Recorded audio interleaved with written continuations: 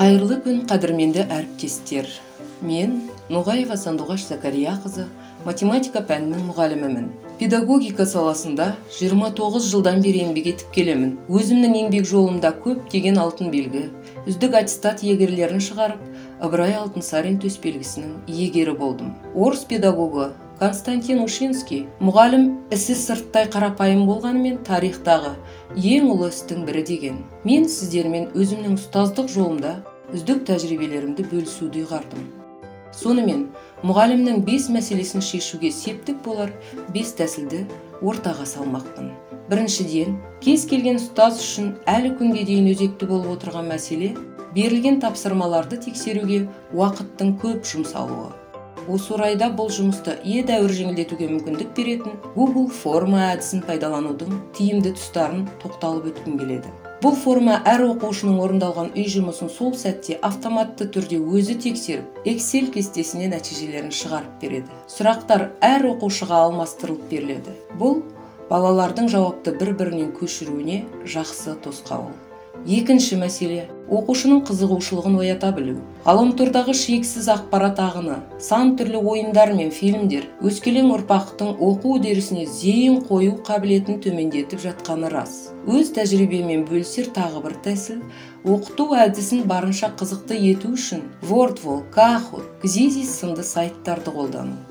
Үшінші мәселе – уақыттың шектеулі болуы. Сол үшін уақыт үнемдеуге жағдай жасайтын құралдарды қолдана білу қажет. Мәселен, QR код. Заман ағымына сай, көптеген ұстаз бүгінде оқушыларға сілтеме арқылы онлайн квиздер мен тестілеулер өткізіп жатады. Сол сәтте әр оқушыға сілтемені тергізіп әлекке түспеудің жақсы амалы QR код құрастырып, оны экранға шығару. Әр оқушы ұялы телефон арқылы кодты сканерлеп, бірден сілтемеге өтуге мүмкіндік алады. Төртінші мәселе – оқушымен ортақ тіл табысудағы қиындықтар. Меніңше, бұл қиындықтарды жеңудің бірден бір жолы оқушыға үлгі боларлық тұлға екеніңізді көрсету. 8 қырлы, 1 сырлы. Тек өз пәніңізге ғана емес, өмірдің өзге де салаларына, мәселен шығармашылыққа жақын екеніңізді байқату. Бесінші мәселе – формуланы компьютерге теру кезінде көп уақыт жоғалту. Оны болдырмау үшін математиктерге көмекші болар бірден бір сайттар Desmos, GeoGebra, Wolfram, Alphаны қолданып көріңіз. Бұл сайттар тек формула теру кезінде ғана емес, түрлі тапсырма әзірлеп, есепті үйрету үдерісін қызықты ете түсуде көмекші бола алады. Мұғалім өзінің білімін үздіксіз көтеріп отырғанда ғана мұғалім. Оқуды, ізденуді тоқтатысымен оның мұғалімділігі жойылады деп орыс педагогы Константин Ушинский бекер айтпаған.